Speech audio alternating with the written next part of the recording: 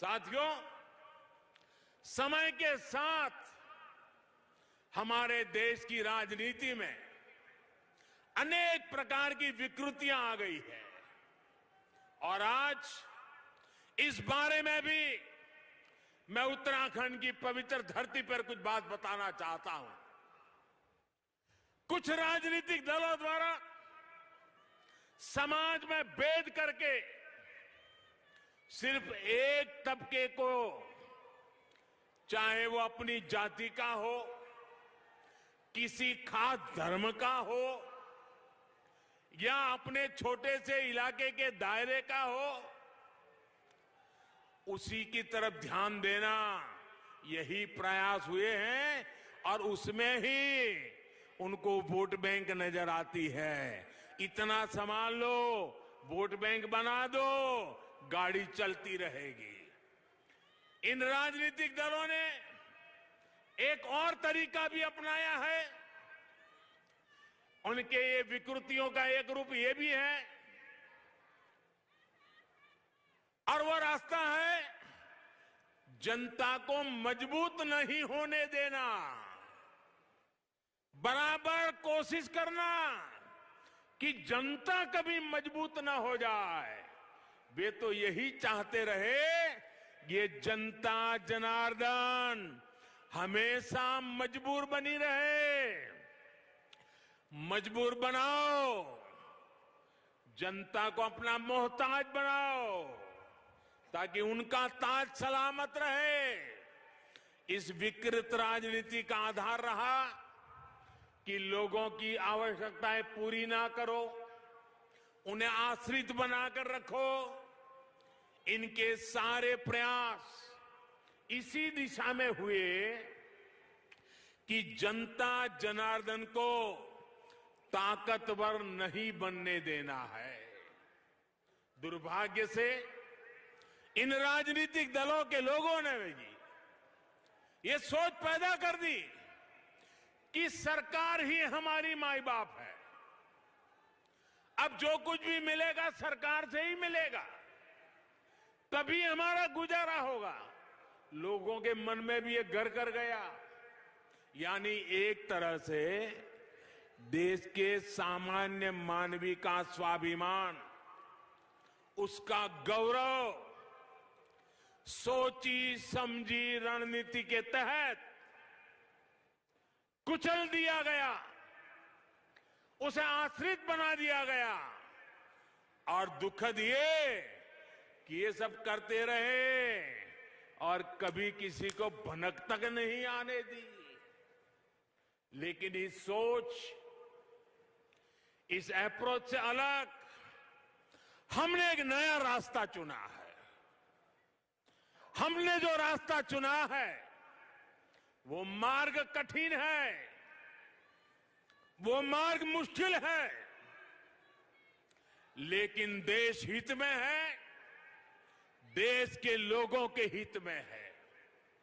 और हमारा मार्ग है सबका साथ, सबका विकास।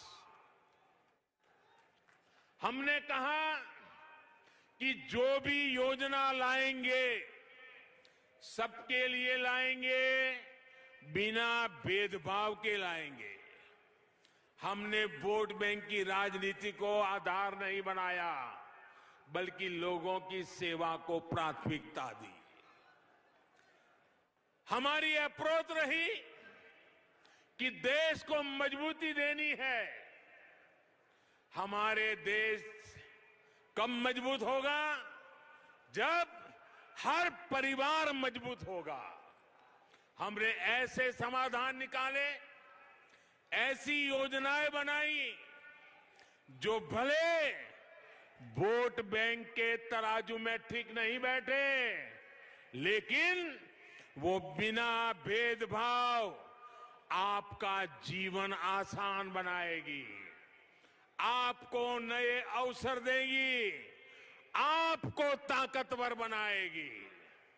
और आप भी नहीं बचाएंगे, आप में से कोई नहीं चाहेगा कि आप अपने बच्चों के लिए एक ऐसा वातावरण छोड़े जिसमें आपके बच्चे भी हमेशा आश्रित जीवन जिए।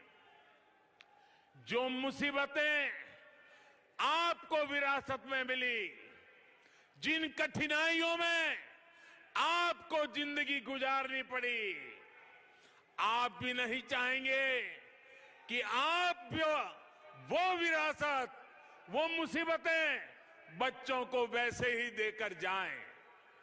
हम आपको आश्रित नहीं, आत्मनिर्भर बनाना चाहते हैं। जैसे हमने कहा था,